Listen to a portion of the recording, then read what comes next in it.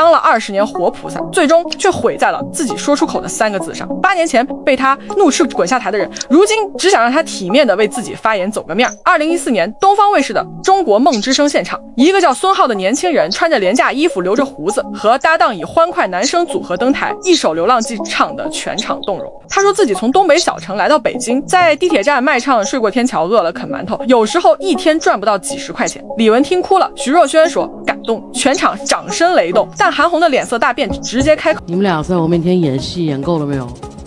啊？訴說着兩人以往的經歷。你在開心麻花待過，參加過非常6+1，還演過電視劇，你編故事就是為了騙童星。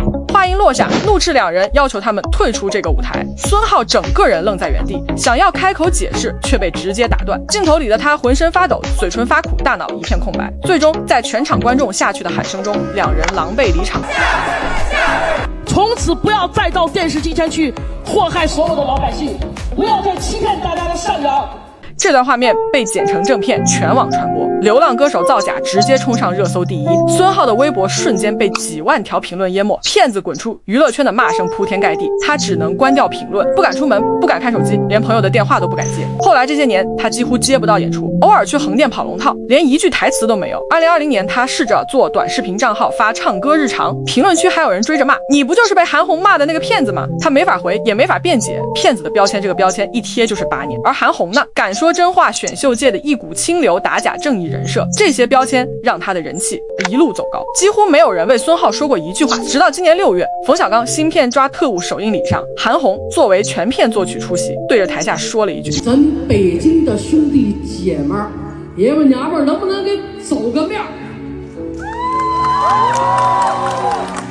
走個面。”就這3個字直接把他推上了风口浪尖。很多人覺得這是用地域情懷搞道德綁架。一部電影的票房靠的是質量，不是靠北京人買單。韓紅走個面迅速成了全網熱議話題，輿論發酵的速度遠超預期。緊接着他出席活動時佩戴的戒指、手錶被逐一放大審視。2020年被實名舉報侵吞上億善款的舊事也被翻出來反覆傳播。儘管北京市民政局當年已明確通報，基金會不存在貪污挪用，所謂上億善款是按規定購買的保值理財，但闢謠的速度永遠追不上謠言的傳播。更值得注意的是，一批老月捐用戶自發截圖關閉了自動續費。韓紅20多年公益積累下的公信力，正在因為一句話被快速消耗。就在這個節骨眼上，6月23號，孫浩突然在網上發了一篇長文，用平和的語氣把當年的事情從頭到尾講了一遍。他說他在節目上說的故事是節目組提前寫好的劇本，報道時編導專門跟他對台詞，告訴他只要按照這個路子走，肯定能火。他確實從東北來北京當過保安，睡過地下室，在地鐵賣過唱，這些底層經歷是真的。但後來去開心麻花面試過，演過幾部電視劇，上過電視台，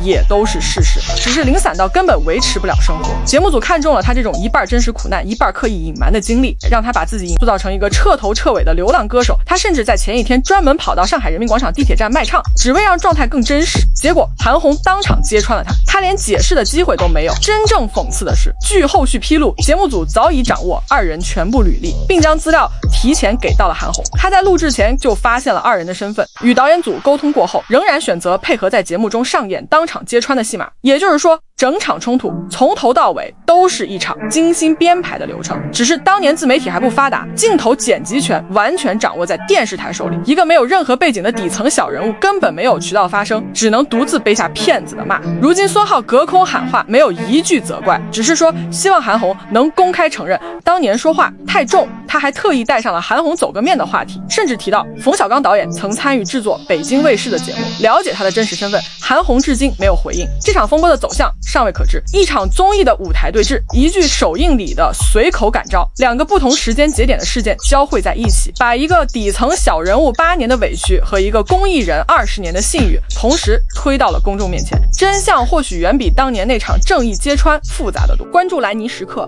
不只看熱鬧，也看人性。我們下期見面。